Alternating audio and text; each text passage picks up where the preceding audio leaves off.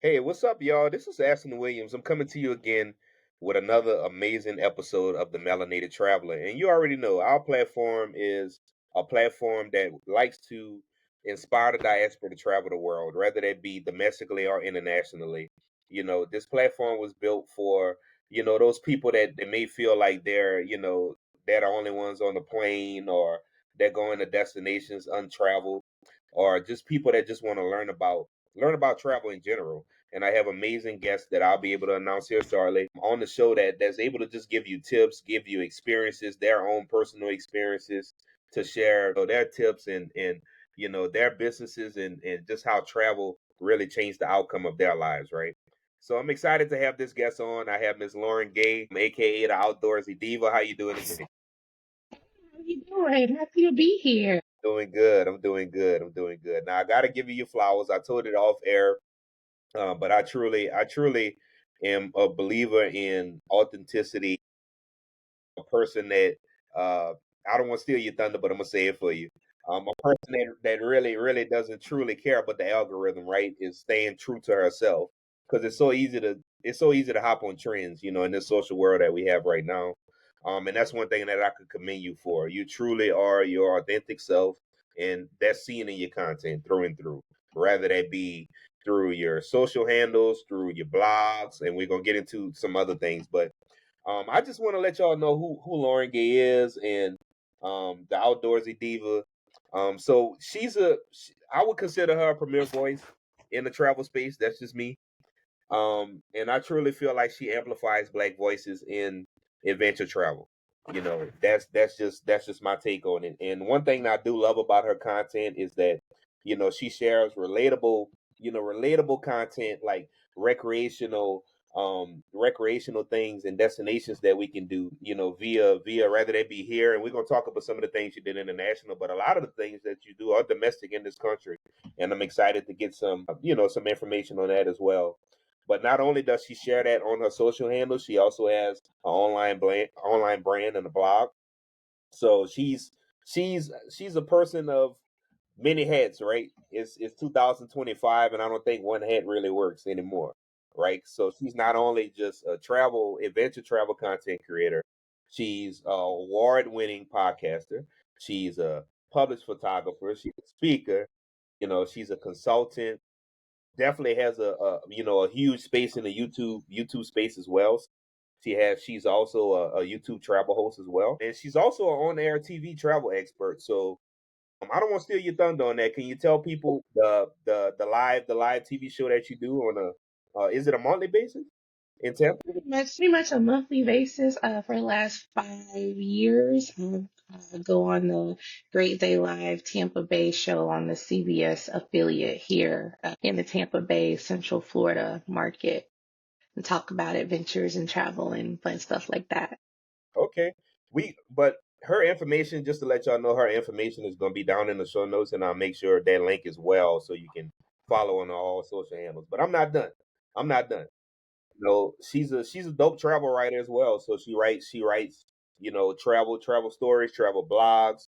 She's worked with numerous brands, well over 100 brands, and really, I want to get down into the basis of the essence of Lauren. In my opinion, is that I already talked about the authenticity. She empowers Black women to get out of that comfort zone, and being in the outdoor space. You we gonna get into some of the crazy stories that you've seen since you've been out there. She also was a founding member of the Black Travel Alliance, which is dedicated to racial diversity and inclusion in the outdoor space, and just a list of other accolades. Right, top 20 travel blogs, top 20 outdoor travel influencer. We talked about the just being a travel expert. Period. Let's just leave it at that. She's a travel expert, right? She's a travel expert. And one thing that I love about Lauren is that, and I'm sharing this in front of everybody, is that just how approachable she was. And we're going to talk a little bit about the algorithm, but, I truly appreciate just, your openness to wanting to be on the platform and share your stories today. So without further ado, Miss Lauren Gay, aka the Outdoorsy Diva, welcome to the Melanated Travel. Thank you. I'm happy to be here. You've had some people on here, some of my friends and stuff, so I'm glad I get my turn. all right, perfect, perfect. And I just want to start off with the mindset for those that have listened to the show. People already know that I always love to start off with that mindset. Like, and you can go as far back as you want to what cultivated this mindset to where you are now. How did you get into this? You know, get into just adventure travel, get into wanting to be in outdoors and advocating for, you know, especially for Black women and you know, the diaspora to want to get out into these outdoor spaces. Yeah, that phew, it has been a journey. I did not wake up this way. I was not born or brought up or raised this way. I was actually raised in Dallas, South Dallas to be specific. And so very, typical urban upbringing. And my family did not travel like that. We didn't do outdoor stuff. I wasn't exposed to any of that. And when I moved to Florida, in junior high school, it was the first time I went on this church camp to a place called Windy Gap in North Carolina. So they took all these city kids and we like rode horses and went zip lining and we did hikes. And I was like, whoa, it's like a dude ranch. I don't know if you remember Camp Anawana on Nickelodeon. That Yeah, was my show.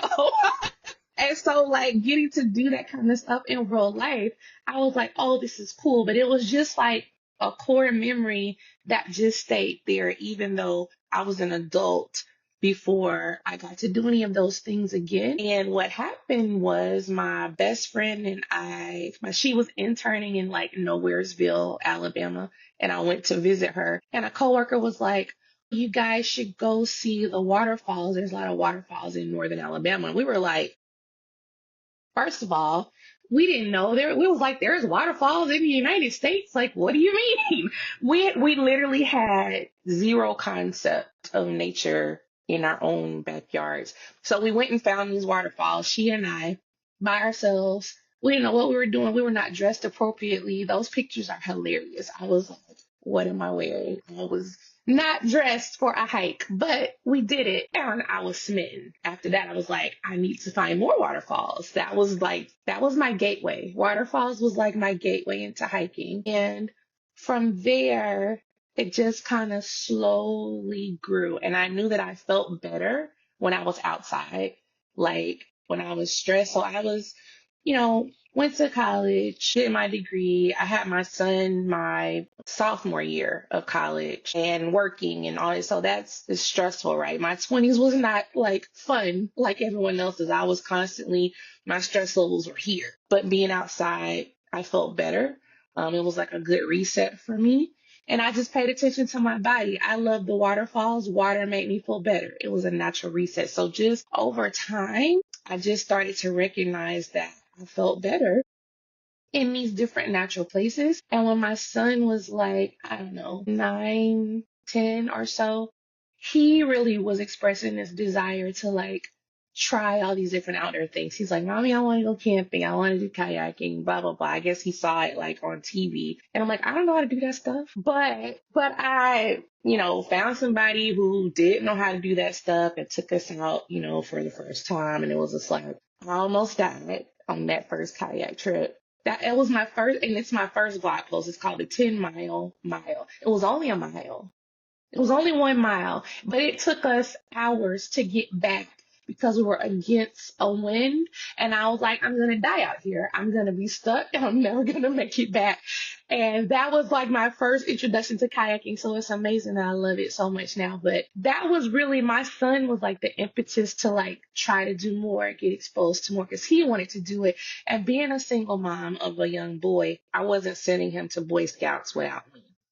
That was not negotiable, you know what I mean? Because I wanted him to be safe. And eventually I started the blog because as we were trying these things, I never saw people who looked like us.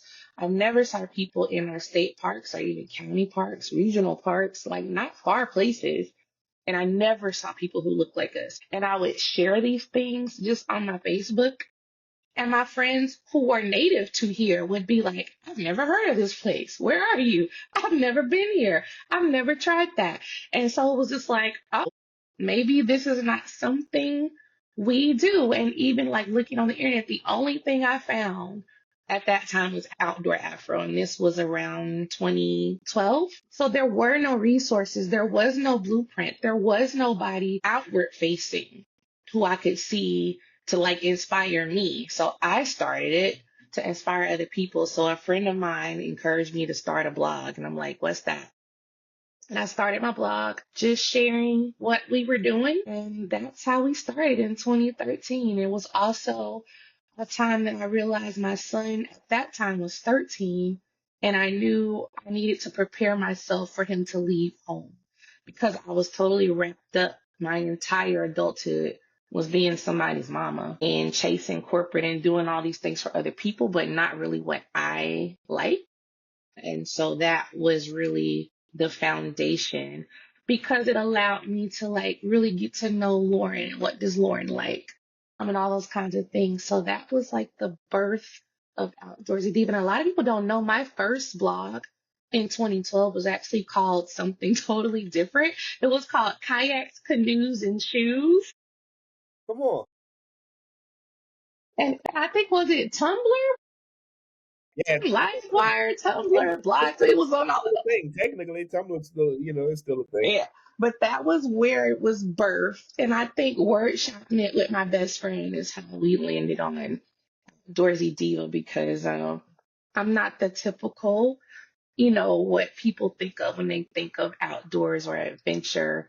At least I wasn't then. It has an aesthetic, and I'm not that. I'm gonna have on lipstick. I might have on lashes when I go hiking.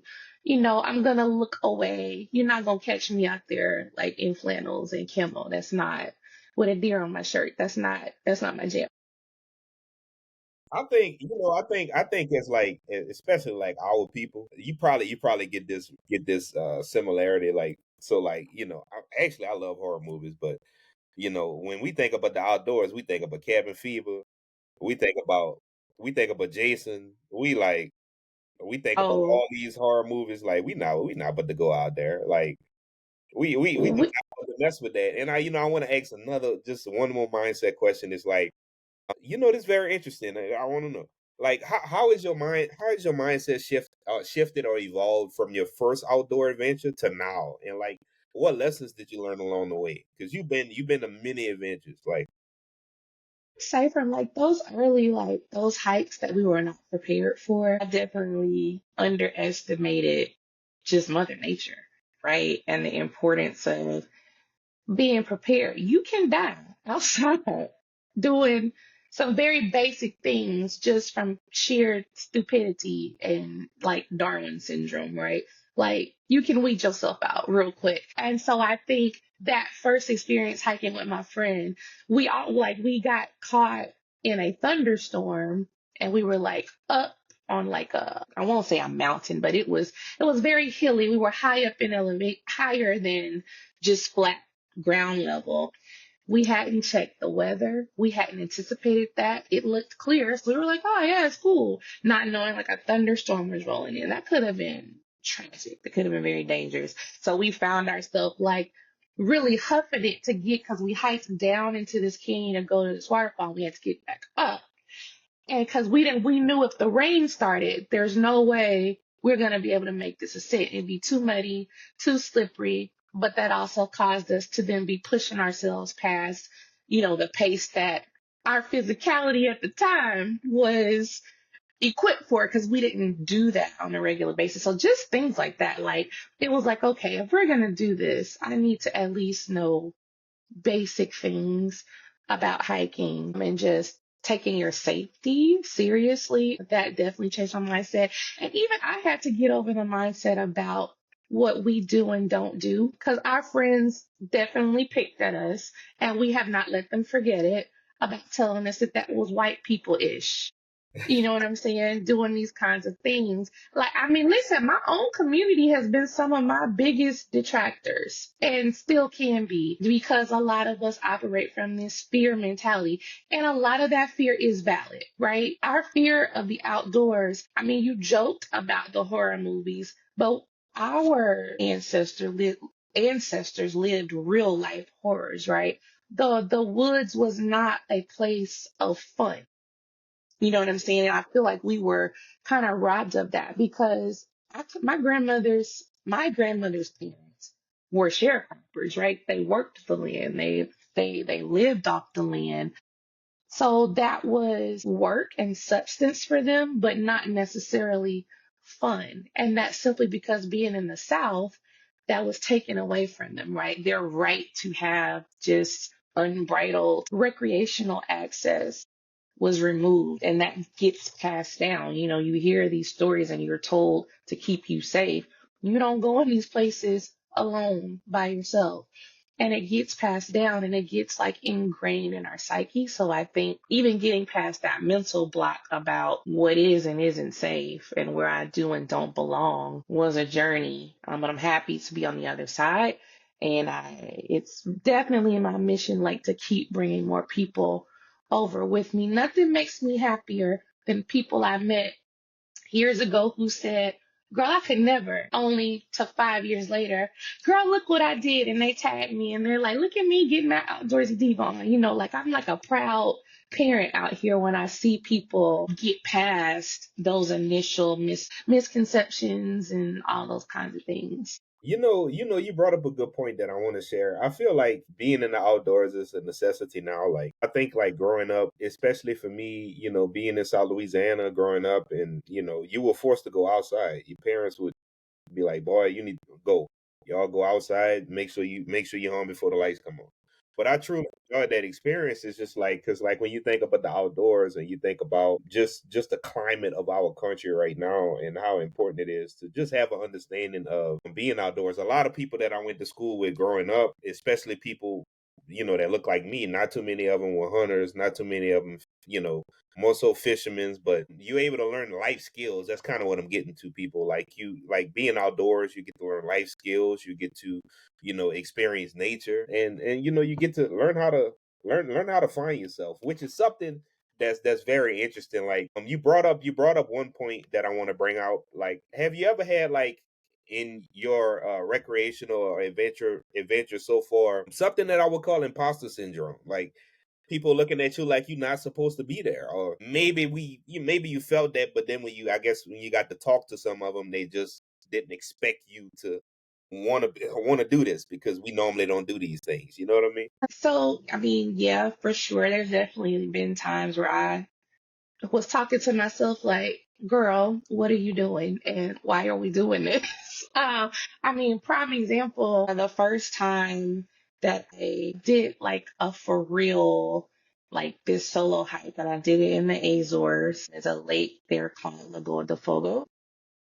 Most beautiful body of water I ever seen. I saw an article about it in Huffington Post. It's like one of the most beautiful hikes in the world. And that was my first international solo trip, was to the Azores. And I wanted to do this hike. Like, and I didn't need to hike like the whole however long the loop was.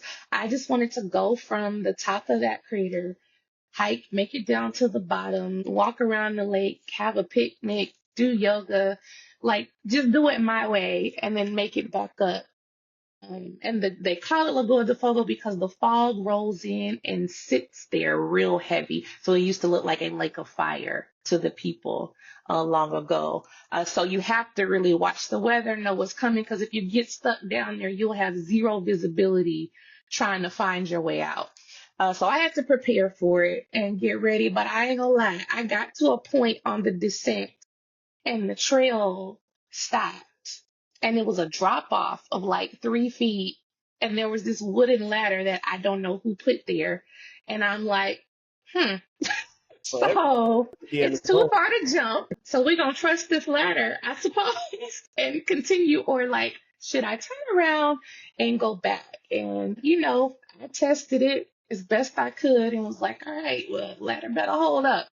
And I finished hiking. It ended up being like a life-changing experience for me. That entire trip, but particularly that hike, is one of my literal crossroads, like in my life. And so doing that was definitely one of those times where it was just like, we black, we don't do this. Or even like the first time I did a swamp walk in the Everglades. Once we hit and that water was like here, and I was like, I have lost my good black mind. But also, this is also really cool. And this is like, I'm having the time of my life and I'm learning things. And it's something I never thought I would do. So there's always this play in my head of, you're crazy. But the other part of me is always going to win out like, yay, this is amazing. Yeah, I'm always going to push past the fear, always. you talked about life changing experiences, and I think I got two. I got two from an outdoors perspective, adventure perspective. I hiked the tallest volcano in El Salvador. That really changed my life because at that time, physically, I wasn't the best, but mentally, I wanted to finish it so I can see the inside of that volcano. But the one that truly changed me and is one that I'm going to recommend to you. And I know you better give us some recommendations, but I love the hike in Lake Omantai in Peru. Absolutely loved it. It's beautiful, just a beautiful lake, crystal clear, glaciers in the back. Like it's just, oh my God, it's absolutely amazing. Just absolutely beautiful. Which leads me to my next point. Like let's just start off with like the beginner traveler. Just some destinations just to get their feet wet. What would you recommend for somebody to just get their feet wet into this space? Oof, that is such a, because I get this question, right? Like often, like, oh, I want to go somewhere. Where should I go? And it's like, well, that depends on a lot of things, right? Like how much, what kind of adventure are you trying to have? Is it spiritual? Do you want to push yourself physically? Is it a water thing? Like, what is your thing, right? But I think, generally speaking, I think one of the most overlooked places right here in the United States is Yellowstone. Mm, And it will absolutely blow your whole mind.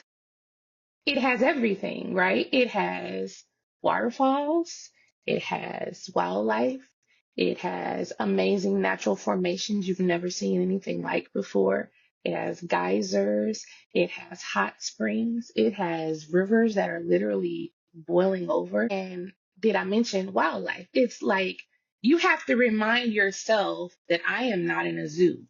Like, I'm the spectator. This is their home because they're everywhere. I mean, they are everywhere. I did a podcast. I tell this story about thinking I might have seen a wolf, but thankfully it was a coyote. But still, your girl had to remind herself, like, ma'am, get in the car because my back was exposed and I shouldn't have done that. But thankfully, I'm from South Dallas, right? I got real good reflexes. Head is always on the swivel, and that comes into play. Those street skills definitely will serve you well staying alive outside. A place like Yellowstone is easily accessible.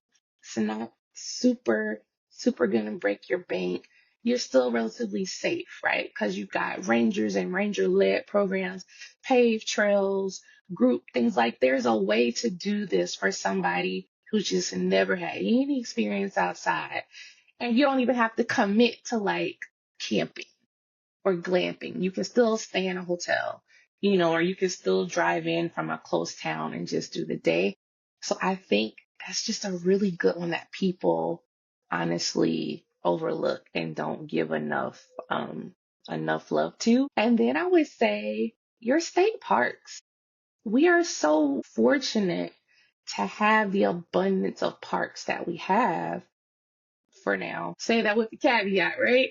Because they are actively trying to not let us have them. But your state parks are such a good resource because a lot of them will have park ranger led programs like your first time. I know Georgia has a great system that will provide like the tents and the things you need and teach you and your family how to set up your tent and things like that. Or they'll have like night sky events where they'll bring out telescopes and show you those things. Our park here is getting ready to have a big bird watching event. Like whatever your interest is, a lot of these local, state, and regional parks, like even your county parks, are going to have programs and people don't take advantage of them. I love international travel, but a lot of people glamorize that and gloss over what's right here. So that's from a domestic standpoint, I would say those places are really good places to start.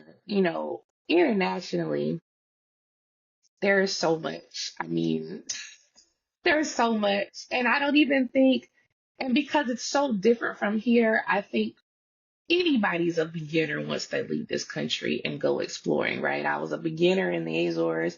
I was definitely a beginner in South Africa, Botswana, Zimbabwe. So those kind of places, jump on a group tour. There's nothing wrong with that for your first time. And that way, at least the elements of like safety, planning, all of that, you don't have to think about it. You can just enjoy it. And then once you fall in love with something, then plan to go back. And then maybe you venture out and do it on your own or hire your own guide and things like that. Like there's nothing wrong with that. That's how I did the Azores. I did group trips the first 2 days. And then after that was like, oh, I got this. The island's relatively small. I rented a car. It was like, all right, I'm gonna go see some other stuff I want to see on my own. But the first 2 days, I just jumped on group trips. Gotcha, gotcha. This is interesting. How do you practice resilience like when things don't go as planned? Like rather that be Ooh, a failed hike, you catch a flat tire in the middle of nowhere. That's the cabin fever stuff that black folks talk about. You know what I'm saying? So how do you practice that, or how do you just get over some of those issues? Because sometimes things don't go as planned. well, they never go as planned. This is why the name of my blog is actually called Misadventures of an Outdoorsy Diva. And this is because crap never goes as planned. Honestly, it's usually better than I could plan it, but it never goes as planned. And I think, and one of the things I talk about when you talk about mitigating fear is you mitigate for risk. And that's something I have done career wise, like for my entire adult life. So you what call out the fear, like don't pretend it's not there. Write it down. Okay. What can you do to plan for that? So for I want to rent a car in another country. Okay. What do I need to do to plan for that? I need to have travel insurance for one. I need to get whatever coverage I need to get for this rental car so that if something goes down and I need somebody to come get me, they can, right? Oh, let me look up these numbers. So I have a numbers for a tow company, a taxi company. I've checked in, signed up for step with the State Department in case somebody got to come over here and get my behind. Like I have my location turned on in the group chat and with my family. And I have a Google Drive that my two besties and my mother have access to. It has a picture of my driver's license and my passport. And then I'll drop my travel insurance information in there for that trip and the itinerary. So they know exactly where I was supposed to be. So they can reasonably, God forbid something happen, they can figure this thing out, right? They have all the information they can possibly have. So you mitigate those types of risks and you plan for what you can plan for. The rest of it, c'est la vie. You gotta be flexible. You gotta roll with it and let it happen. Like I was in the Galapagos, bucket list destination for me. I love water. I'm a mermaid. So I'm getting to like snorkel and swim with like all of these animals. Had the best trip of my life. And on the leg to get back. So Galapagos is crazy because you got to take buses and water taxis and ferries and vans. Like it's not the easiest place to navigate. And coming back from one of the furthest islands, we had to hop all these different modes of transportation, and I got sick. I felt it building, and it like hit a head, and it was one of those like we're in the store, and I was like, told my friend, I was like, I'm not good. I am not good. Like I ran to the cashier, and I'm like, favor, don't be a star. Like I order. I'm telling her, like, lady, I gotta go. We gonna have a situation. And so it was bad, bad. And I had to find my way to a pharmacy and see what they could do for me, use my Google Translate between me and the pharmacist. And we worked it out and I got what I needed, right? So that's not ideal, but you do what you got to do. And so I knew enough to know, like, you should know these things before you get to a place like what are emergency numbers? What is the pharmacy called? Most of the international places use that little universal green cross. So you'll know that that's what it is. But you should know that before you get there. And I promise you, it's somewhere on YouTube or somewhere like just those basic things you should know how to do. And I cannot stress travel insurance enough because God forbid my situation had escalated and I needed to go to a hospital. That would have been much more difficult not having travels and traveling. True, true. And which leads me to my next point. Like, what's something that you just don't travel without? Like, you always got it with you. What's one I item mean, you can't travel without? oh, I mean, my camera, my camera. I love pictures. I've loved pictures before I started any of this stuff. I'm always gonna have that.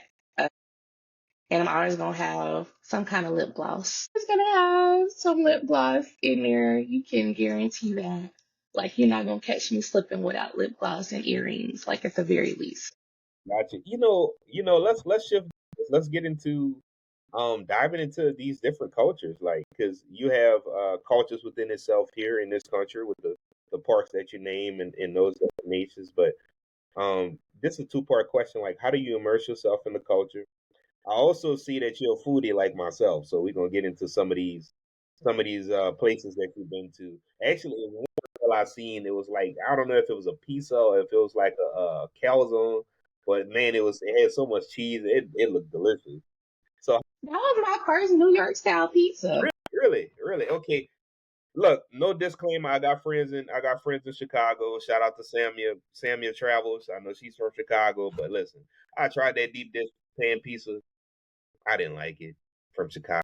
Yeah, no, Hell no. I went to the famous restaurant and everything. I don't know. It was just too much sauce for me. Too much sauce.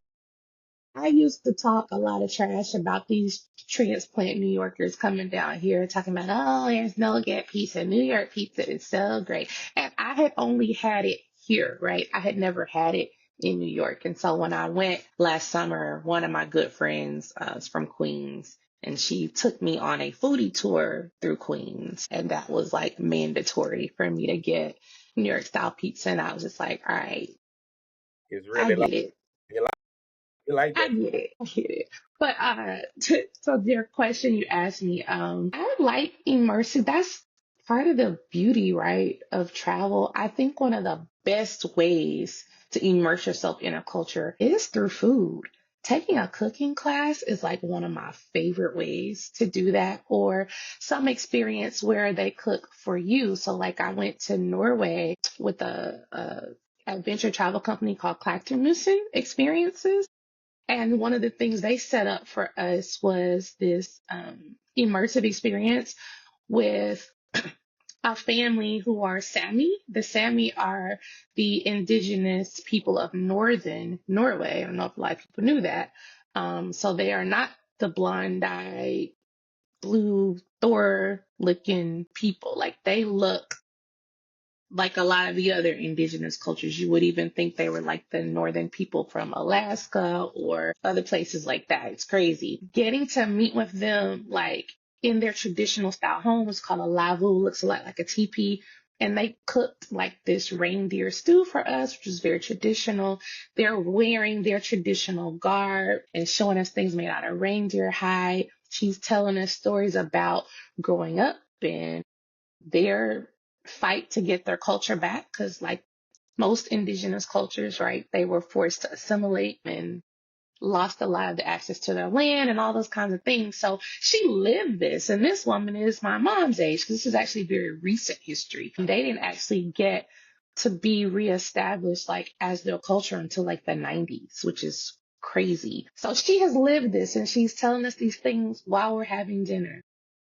And then afterwards takes us out to her reindeer herd and we get to help her feed the reindeer and, all that kind of stuff. That's just a really natural way that, because all humans eat, right? So it's just a great way to connect with a culture. I did a cooking class in Puerto Rico. I did one in South Africa that I absolutely loved because, again, like they're talking to you about their history and their heritage while we're learning to make something and then breaking bread together. So I think if you really want to get to know a people, like the food is definitely a really good gateway to soften that.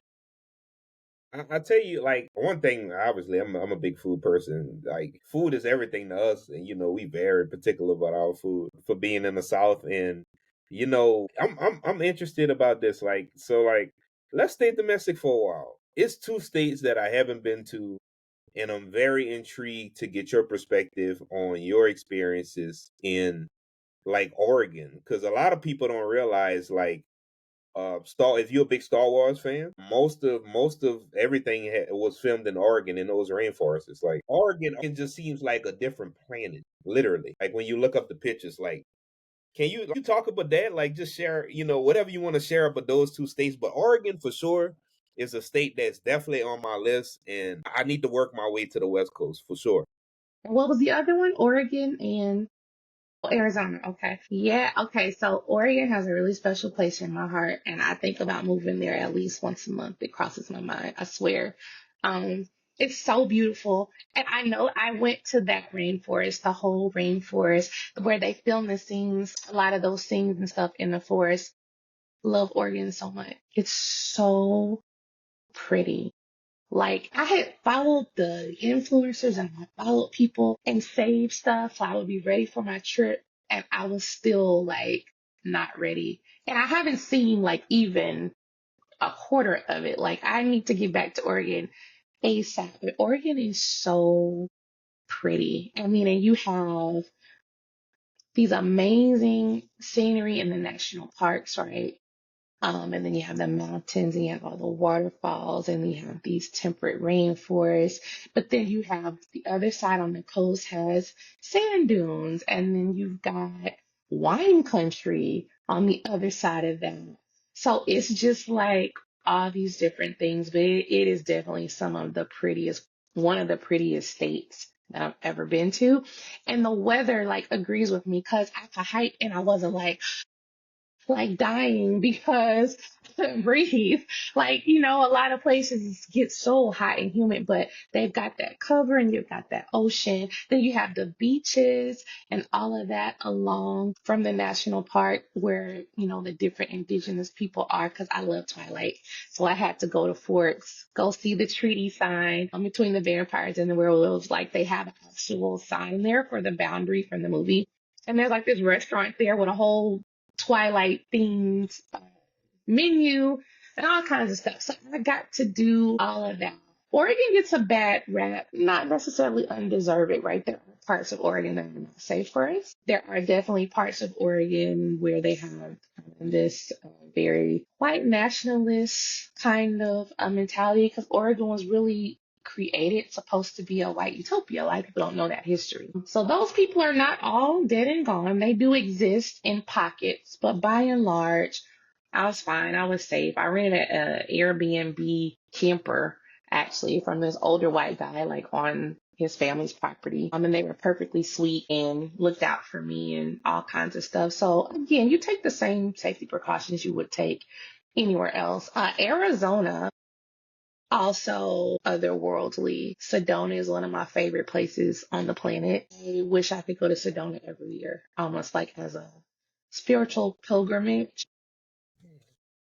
Those red rocks just do something to you. There's just nothing else like it. And Sedona is a dark sky city, so they have like ordinances and all the lights go out at a certain time. And it was the most stars I had ever seen in my life. That was the first time I had been able to see the sky in that way. Yeah, Sedona is magic. And, Arizona has the gamut because you don't think necessarily of the desert as being beautiful, but Saguaro National Park, where the saguaro cactus grow, different times a year, they have colors. Like I saw a pink cactus. Who knew? Like that's a thing. And they bloom flowers of different colors. And you have different types of cacti. And just depending on the time of year you go, like the desert is gonna really surprise you. Arizona is definitely one of those places that has like I guess I would say like unconventional beauty, but it's definitely beautiful. And then when you go further north, like through Page, where Horseshoe Bend is and Antelope Canyon, and all those places are just spectacular. And then when you get close to the Grand Canyon, because I drove up to the Grand Canyon from the south, nobody ever told me it was a whole freaking forest before you get to the mouth of the Grand Canyon. Like no one shows you that with deer walking around. And I was like, you think it's this desert. It's not. It's a whole forest. And then you walk across the train tracks and it's the Grand Canyon. It's crazy. So Oregon, I mean, Arizona definitely has, there's even ski lodges in northern Arizona. So it just has this gamut of terrain and natural beauty, as so many other places do. Utah is another one that looks literally like another planet. Look like a different planet. Yeah, I'm interested to go to all three. If I had to rank them, it would definitely be Oregon, Utah, and then Arizona for sure. I think that would be a fair ranking.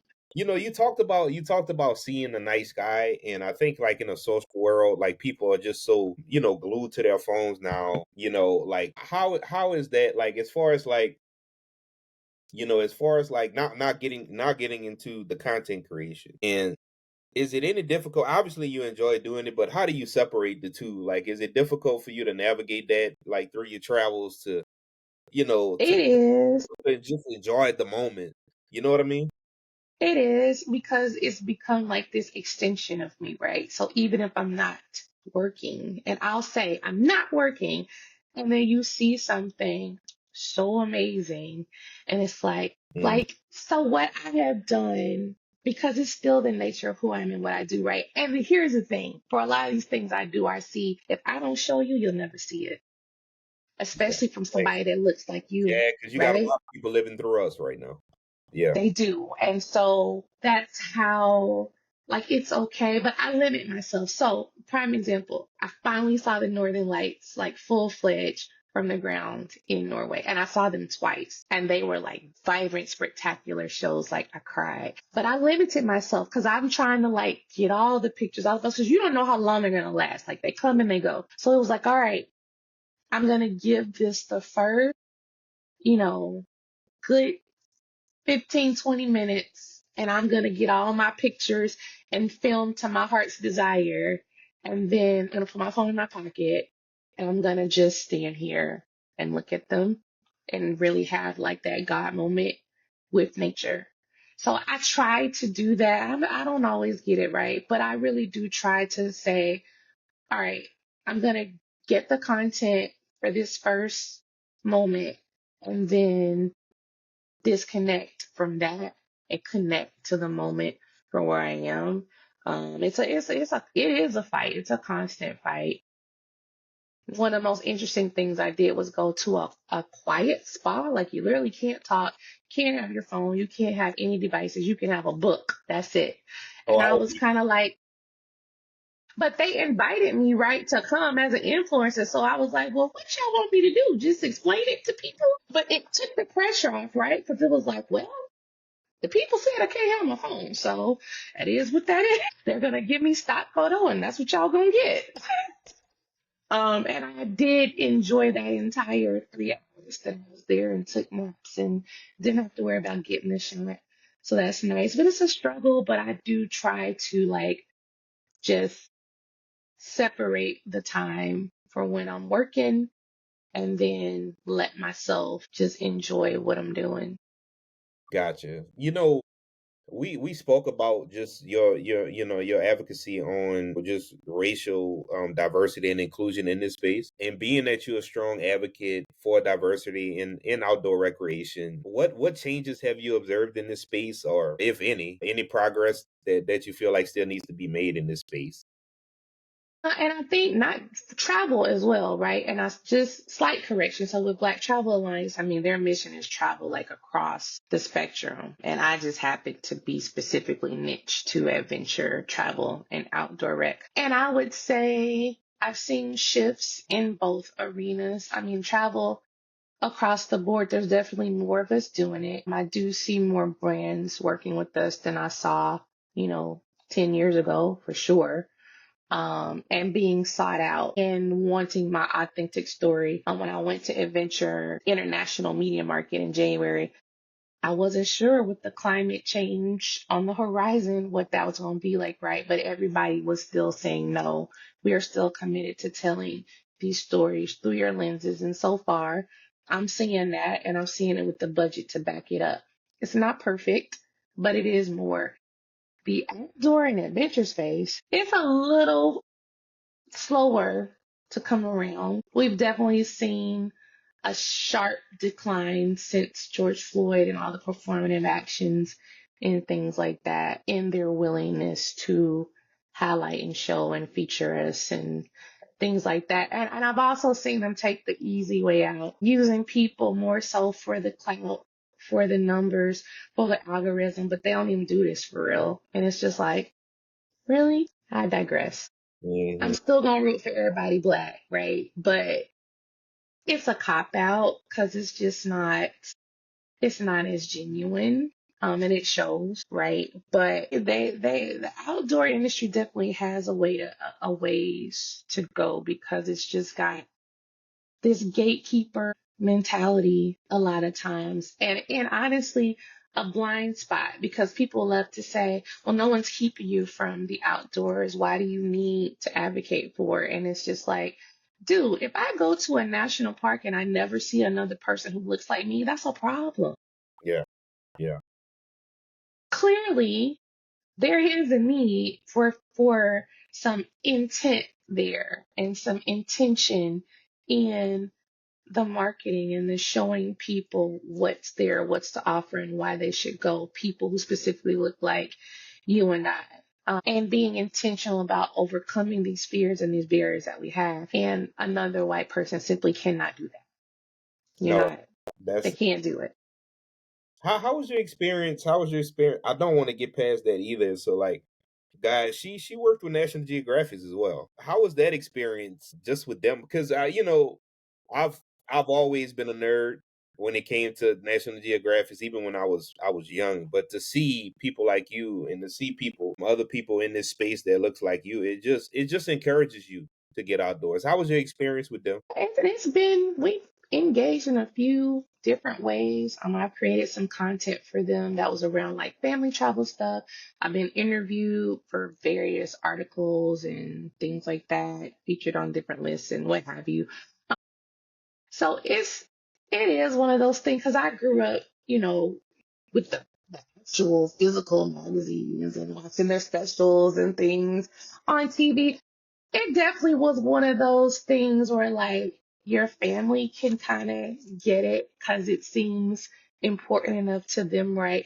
It didn't change my life afterwards, but it felt good for sure. It was validating, to be honest. It was validating just to be seen, to take up some space for us in the space. So yeah, it was pretty cool. I came from it. That's it. And this question, like statistically, I go over statistics sometimes, and it's only 12% out of 12% in just in this country, just in the United States of America, only 12% of African Americans or just people in the diaspora within this country travel. What's crazy is out of that 12, only 3% travel internationally, and out of that 12, 7% only travel domestically or have ever left their state. So, to the person that has listened to this episode that have gotten so many gems or have gotten encouragement from you from listening to this particular episode, what would you tell that person that's on the fence to that person that wants to take that leap into getting into the outdoor space, just traveling in general, rather they be here or there? What would be your message to that person? Uh, do it, plan it. Like, there's so much beauty in our world. It's worth seeing it, right? Like, it's only going to make you better. It's only going to broaden your perspective. So you plan for the things that you have control of and pray about the rest and go and see some, like literally just go and see the beauty of this world. It's one of the best decisions that I ever made. And it does baffle me when people don't even have a curiosity, right, about what's out there. But there's so many more resources now than like when you and I started traveling. Like, so any question you have, any concerns you have, somebody's already done it and answered it and been through it. So use the resources, get the help that you need, and make it happen. Like, ain't nothing to it but to do it. Y'all heard it here first. And also I'll say, do it your way. So it doesn't have to be like, I encourage people to, let's say if you're already going to say, Los Angeles, Palm Springs on a trip, is there something within 2 hours you could rent a car, or could you look up a tour that leaves from that major city on Viator? I did that for San Francisco. The first time I went to the John Muir Redwood Forest, I was in San Francisco for my 30th birthday trip. I looked up a day trip, picked me up from my hotel in San Francisco, drove us a couple hours out to the forest, gave us a few hours to just walk around and explore. So, like, it can be that easy. You don't have to be an outdoorsy person per se to appreciate nature and get outside. Like, you can do it in the softest way possible. The same thing for adventure. I personally hate elevation and stairs, and I'm not the person who needs to backpack 20 miles. You will never catch me wanting to do that. But I like waterfalls. And so I have to face my nemesis stairs often to see those waterfalls, right? Do it your way. Like, do it in the way that works for you. Like, I don't give a dang about not finishing a hike. I will hike and be tired and turn around because I'm tired. Like, it doesn't matter, but I saw a lot of pretty things along the way, right? So don't let how other people do things influence you or deter you or think that you don't have what you need. Like, you have exactly what you need, and do it in the way that's comfortable for you. So y'all heard it here first. First of all, again, I really do appreciate you coming on the platform. I want to take this time out as well to like for you to share out anything, all your social handles. How can we support you? How can we follow you, in this adventure journey that you're having?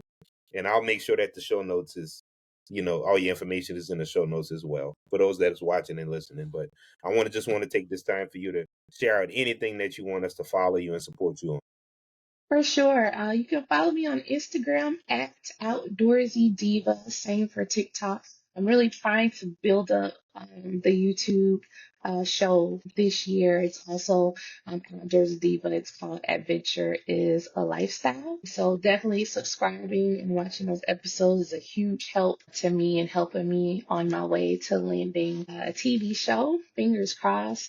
And then also I believe it's May 25th, look for a book by Lonely Planet called Women Travel Solo. I contributed one of those essays and some of my photography for this book. So that's huge because it's my first time being like a published author and photographer in a written form. So if you could support that with pre-orders, that would be amazing. It's pretty much everywhere major, books are sold. Amazon, Barnes and Noble, all those kinds of stores, Borders, all of that. Be sure to send me the link, and I'm gonna make sure I got you.